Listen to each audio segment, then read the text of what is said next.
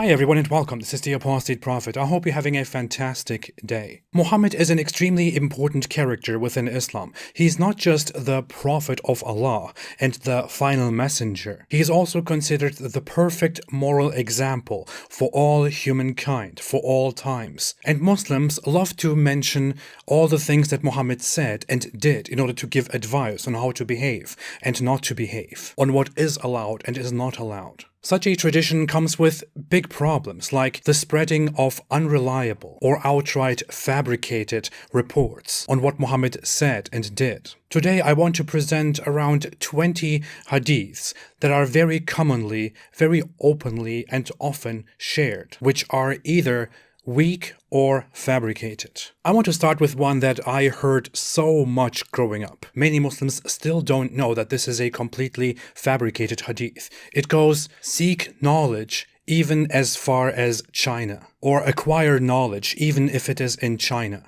This is something that you hear so often in the Muslim world. They say learning things is very important, making yourself wiser is very important, because the Holy Prophet said, acquire knowledge even if you have to go to China. The reality of this is that such a quote doesn't exist. It only appears in later sources and in no reliable book of hadiths, with no witnesses, no transmitters that lead back to Muhammad. Muhammad probably would have never mentioned China. Together with this, there are two hadiths that also need to be mentioned. One of them is, "Seek knowledge from the cradle to the grave." This one is also shared quite often. This is also fake, doesn't exist. And another one is, "Seeking knowledge is a duty upon every Muslim." Now this one appears in one source and is called by some scholars authentic, but there is only one single such source for this hadith. The next example is, "The ink of a scholar is holier than the blood of a martyr." Scholars are more important than martyrs. Unfortunately, this hadith too is not a real Muhammad quote.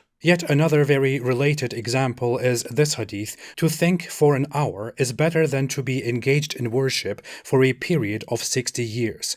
This one again is non-existent. Muhammad never said it. One hadith is often mentioned by some Muslims to point out that diversity of opinions within the Muslim community is actually good. The quote goes, "Disagreement among my ummah, my community, is a source of mercy." This quote is also false. It doesn't exist.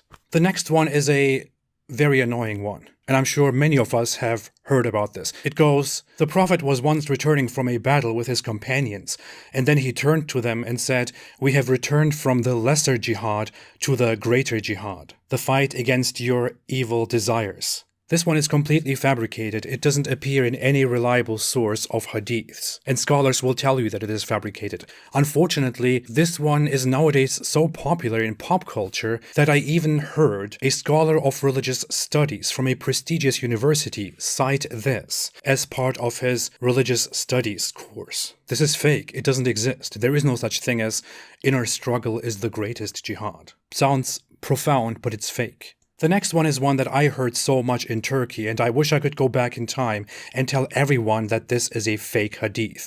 It goes, "To love your country is a part of faith," or "loving your country is part of Iman." This is completely made up. It doesn't exist. Muhammad never said this. If you hear Muslims say this, if you are a Muslim living in Muslim nations and you hear people say this, or you are an ex-Muslim and you live there and you hear people say this, feel free to tell them, hey, that quote is nonsense. It doesn't exist. Muhammad never said that. The next one is a very important one. Muhammad sees an elderly woman who needs help and he helps her carry her things. On the way, this woman tells Muhammad, without knowing who he is, that there is this guy going around who curses the gods and he's a very terrible person and people say all kinds of bad things about him. And Muhammad doesn't make a sound. At the end, when they arrive at their destination, the woman says, "Take care of yourself and don't go near that evil guy." And then Muhammad says, "I am that guy." And then the woman is like, "Oh, wow, you are nothing like that at all. I hereby testify that Allah is the only God and you are his messenger." This is a completely made-up story. It doesn't exist. And this is similar to the next one, in which a Jewish neighbor of Muhammad throws garbage at his doorstep every day. And instead of punishing her and reprimanding her, Muhammad just endures it. And one day she gets sick and doesn't throw garbage in front of his door. And Muhammad then asks, "Where is she?" Then he is told that she is sick and he goes to visit her, to wish her well. Unfortunately, this hadith is also not a hadith. It doesn't exist. This is a fabricated story. It never happened by Islamic standards. And I made a video about this in length. The next example is one that Islamic mysticists who are very spiritual often bring up. It is, the heart of a believer is Allah's dwelling place. This is, again, a complete fabrication. Islam is not that romantic. Then there is one about Arabs. It goes, love the Arabs for 3 reasons. Because I am an Arab. The Holy Quran was revealed in Arabic. And the language of Jannah, of paradise, will be Arabic. I heard it so often in my childhood and youth that the language of paradise will be Arabic. And this was cited. Unfortunately, such a quote doesn't exist. It's fabricated. Another fake hadith is, kindness is a mark of faith, and whoever is not kind has no faith. This one, again, doesn't appear anywhere. It is fabricated. Whoever mistreats a dhimmi, a non-Muslim living under Islamic protection, Allah will be his opponent on the Day of Judgment. This is one that is brought up to show how terrible and bad it is to harm and mistreat and oppress non-Muslim minorities within an Islamic society. Unfortunately, this hadith doesn't exist. Now the next one is one that even people like Hamza Tzortzis, Muslim apologist, and others quote occasionally in order to explain to us that the golden rule also exists within Islam. They say that Muhammad said, love for humanity what you love for yourself. The words love for humanity what you love for yourself do not exist in any authentic report that leads back to Muhammad. What does exist is Muhammad saying that you should love for your brother or your neighbor what you love for yourself. The Quran is very clear on the idea that Muslims are brothers of each other, the others are not. And Allah dislikes, does not love the disbelievers according to the Quran. And Muslims are supposed to love what Allah loves and dislike what Allah dislikes, or hate what Allah hates. The next supposed hadith is one that concerns the treatment of women. According to a certain claim, Muhammad said that only a noble man treats women honorably, and only an ignorant man treats women dishonorably or disgracefully. As nice as it sounds, this is a fake hadith. It doesn't exist. The next one is similar. It is about how to treat others. It goes, what actions are most excellent? To gladden the heart of human beings, to feed the hungry, to help the afflicted, to lighten the sorrow of the sorrowful, and to remove the sufferings of the injured. This hadith supposedly comes from Sahih Bukhari. It was quoted in pop culture, including by celebrities. Unfortunately, in Sahih Bukhari, such a hadith does not exist. This quote altogether doesn't exist anywhere. Then we have a narration about Omar, Muhammad's very close advisor. This is not a direct quote of Muhammad, but it's very related and very necessary to mention. According to a certain report, Muhammad's advisor and close friend and second caliph Omar, in the pre-Islamic era,